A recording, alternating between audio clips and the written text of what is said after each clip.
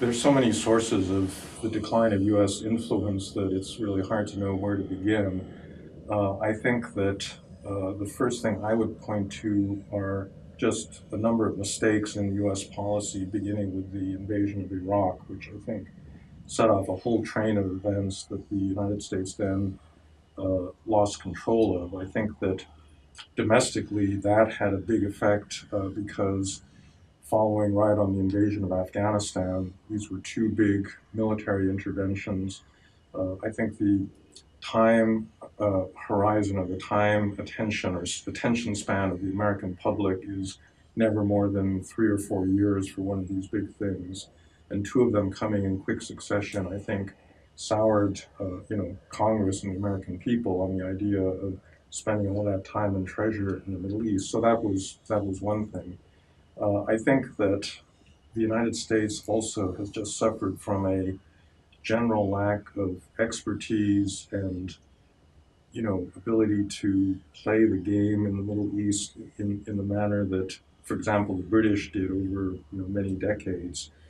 We tend to put things in these categories of friends and enemies, and the enemies are the terrorists, and the friends are the people that seem to be somehow moving towards democracy. And politics in the region just doesn't fit into those categories. And so I think that's been one of the things that's been hurting us. I guess the final thing I would say just has to do with the role of the Gulf and oil. I mean, this is another rigidity. I mean, I think that or at least in Congress, a number of people decided that Iran was the big problem in the region. I think that's really much more complex than that.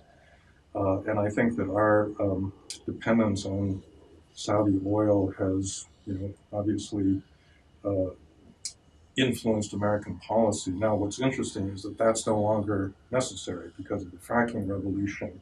But I just don't think that American policy has adjusted to this yet, to the consequences of largely. I mean, we've gone from importing 4 million barrels a day to exporting 4 million barrels a day. And that should actually give us certain kinds of leverage and ability to operate in that region.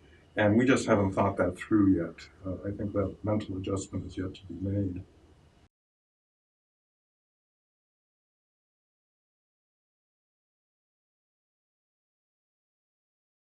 So the question, the end of history was always, it's a theory about modernization, that countries will want to modernize and that there's a certain coherence to the modernization process. And obviously the Middle East is, stuck right now. There isn't a kind of upsurge. Well, I mean, I think the Arab Spring uh, showed several important things. I think it showed that Arabs didn't like authoritarian government, and there was a big, popular mobilization all across the region in response to Mohammed Bouazizi and that whole series of events.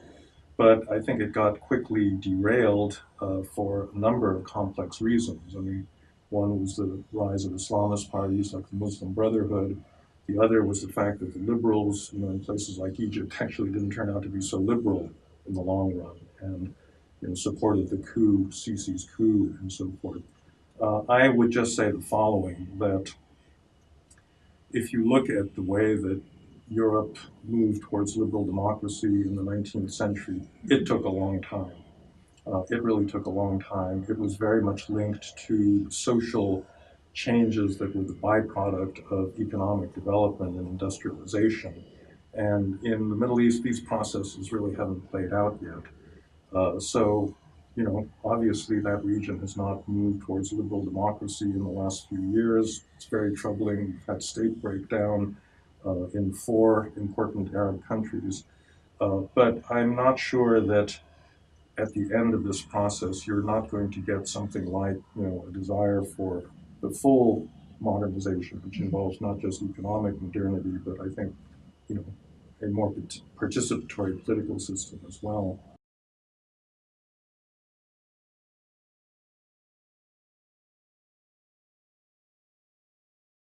Ideology is going to be really important.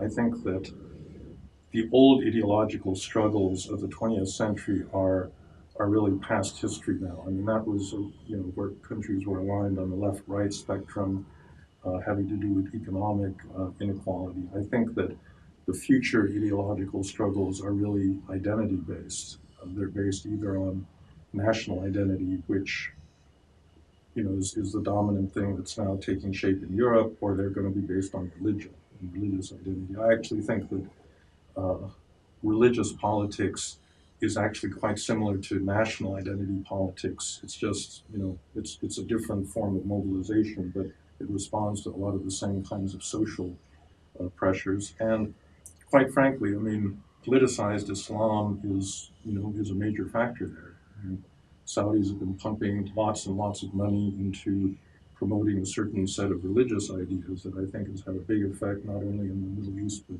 throughout the Muslim world. So a lot of the struggles in that region really are going to be fought out on an ideological front, but one that revolves around religion versus more secular liberal ideas.